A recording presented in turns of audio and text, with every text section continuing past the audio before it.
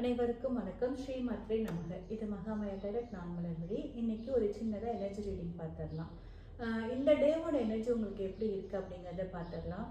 உங்களை சுற்றி உங்கள் லைஃப்பில் வந்து பாஸ்ட் லைஃப்பில் நடந்த எல்லா விஷயங்களும் இன்றைக்கி உங்கள் மனசில் வந்து ஓடிக்கிட்டே இருக்குது. அவங்க உங்களுக்கு பண்ண துரோகங்கள், அவங்க உங்களை ஏமாத்தின விஷயங்கள், இதெல்லாம் நினச்சி நீங்கள் ரொம்ப வருத்தத்தில் இருக்கீங்க.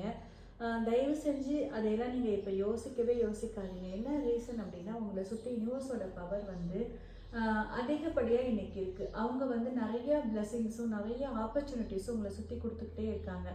உங்களோட இந்த தாட் ப்ராசஸ்னால என்ன பண்ணுறீங்க அப்படின்னா, நியூ ஆப்பர்ச்சுனிட்டிஸை வந்து நீங்கள் பார்க்குறதுக்கு தவறுறீங்க. உங்களை சுற்றி வர அவ்வளோ புதிய வாய்ப்புகளும் புதிய புதிய விஷயங்கள் வந்து பிரபஞ்சத்தோடு கனெக்ட் ஆகக்கூடிய நிறைய நல்ல விஷயங்கள் உங்களை சுற்றி இருக்கு. ஆனால் நீங்கள் அதை கன்சிடர் பண்ணுறதே இல்லை. ஸோ பழைய விஷயத்தை நம்ம யோசிக்கிறதுனால நம்மளோட எனர்ஜி தான் ரொம்ப லாஸ் ஆகிட்டே இருக்கும். உங்களோட எனர்ஜி வந்து இன்றைக்கி பார்த்தீங்கன்னா ரொம்ப ட்ரைன் ஆகிட்டே இருக்கும்.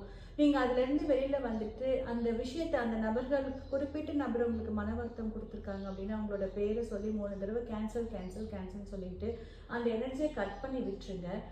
புது எனர்ஜியில் வந்து, அதாவது புது வைப்ரேஷன் யூனிவர்ஸோடு கனெக்ட் ஆகி புது எனர்ஜியோடு நீங்கள் இன்னைக்கு இந்த நாளை தொடங்குங்க.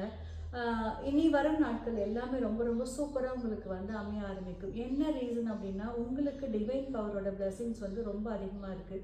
அதனால தான் உங்களுக்கு ஒரு சில விஷயங்களை உங்களை சுற்றி காட்டி கொடுத்துக்கிட்டே இருக்காங்க.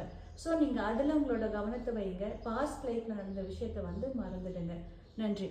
உங்களுக்கு பர்சனல் ரீடிங் தேவைப்பட்டுச்சு அப்படின்னா எனக்கு வாட்ஸ்அப்பில் மெசேஜ் பண்ணுங்கள். தேங்க்யூ.